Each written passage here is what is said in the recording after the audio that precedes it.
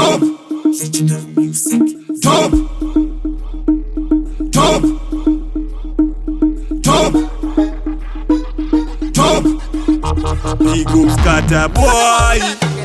Stand no vibes and raffian. Legendary music. Mad beep on the production. Marasta, tiri kuchemera kulegaliza. Mumwe ari kukriticiza. Ndachirova ndinofantasiza. Majesi mani musamire kumanya shop. Marasta, tiri kuchemera kulegaliza.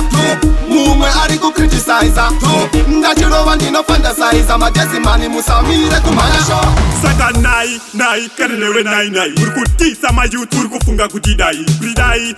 Kuridai. Apana no misa mandudu no. Saka ndiandakatisa msi Maketo youths anokwisa mpi Utangotomoke kunge Mr. P Pote no manya mshi Marasta, tiri kuchemera kulegaliza. Mumwe ari kukriticiza. Ndachirova ndinofantasiza. Majesi mani musamire kumanya shop. Marasta, tiri kuchemera kulegaliza. Mumwe ari kukriticiza. Ndachirova ndinofantasiza. Majesi mani musamire kumanya shop. Ife chamba indi light and rasta. Vangwe vari kuchipona si azvina basa. Kana ndachirova ina rhythm ndobata. Sakata tendipe kunosidanda. Ndudu tiri kupisa azvina mosha kuti vamwe vari kudhisa. Zviri zvemoto ticharamba tichipisa. Kubva tiita kubuda machipisa. Isu tinovapisa. Marasta, tiri kuchemera kulegaliza. Mumwe ari kukriticiza. Ndachirova ndinofantasiza. Majesi mani musamire kumanya shop. Marasta, tiri kuchemera kulegaliza. Mumwe ari kukriticiza. Ndachirova ndinofantasiza. Majesi mani musamire kumanya shop.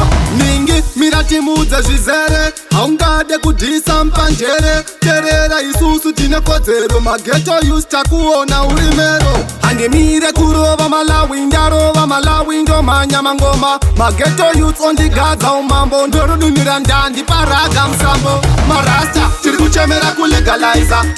Mumwe ari kukriticiza. Ndachirova ndinofantasiza. Majesi mani musamire kumanya shop. Marasta, tiri kuchemera kulegaliza. Mumwe ari kukriticiza. Ndachirova ndinofantasiza. Majesi mani musamire kumanya shop. Tiri kuchemera kulegaliza. Mumwe ari kukriticiza. Ndachirova ndinofantasiza. Majesi mani musamire kumanya shop. Scatter boy. Stand no vibes and raffian. Legendary music. Mad beep on the production.